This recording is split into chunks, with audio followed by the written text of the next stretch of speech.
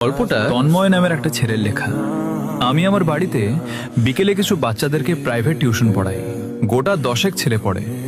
তাদের মধ্যে ক্লাস 3-র একটা বাচ্চা আছে। পড়াশোনা মোটামুটি ভালোই করে, তবে ওর বাড়ির আর্থিক পরিস্থিতি অতটা ভালো নয়। ওর বাবা কোথাও একটা ড্রাইভারে কাজ করে। অনেকবার এরকমও হয়েছে যে আমার মাইনে দিতে দেরি করেছে, কিন্তু আমি জোর করতাম না, বরং আমিও ওকে পারলে জোগাড় করে পুরনো জামা বা জুতো দিয়েছি।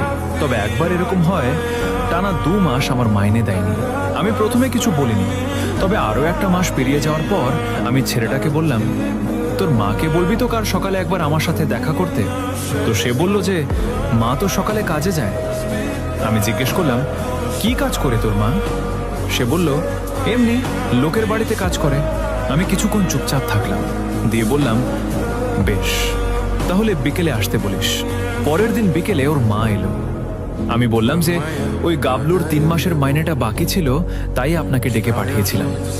মা বলল, হ্যাঁ, আসলে গাবলুর বাবা অনেকদিন ধরে ড্রাইভারের কাজটা করছে না, ওখান থেকে বের করে দিয়েছে, আর আমার মাইনেতে সংসারটা কুলোচ্ছে না।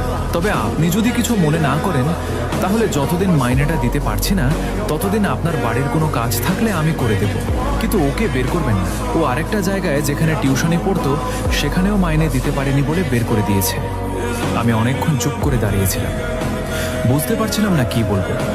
শেষে বললাম, ঠিক আছে, অসুবিধা নেই, আপনি নিজের সুবিধে মতোই দেবেন। ওর মা ধন্যবাদ জানিয়ে চলে গেল। তার পরের মাসটাও একই হলো, মাইনে দিল না। দিয়ে হঠাৎ দেখলাম অনেক দিন ধরে ছেলেটা পড়তে আসছে না।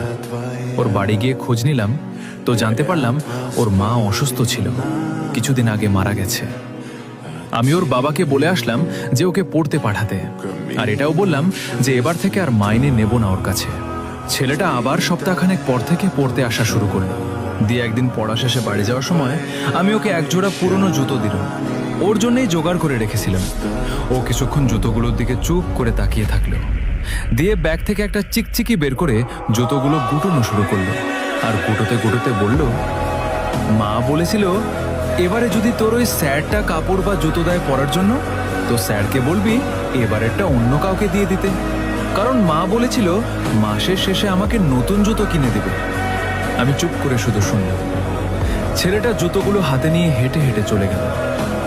আমাদের সবার জীবনে এরকম একটা ব্যক্তি আছে যে নিজের স্বপ্নগুলোকে কবর দিয়ে আমাদের স্বপ্নগুলোকে বাঁচিয়ে রেখেছে, কিন্তু আমরা তাদের এই ত্যাগগুলোকে মূল্যই দিতে ভুলে গেছি, চোখের আড়ালে ফেলে রেখে দিয়েছি। তো কাল আরও একটা গল্প বলবো।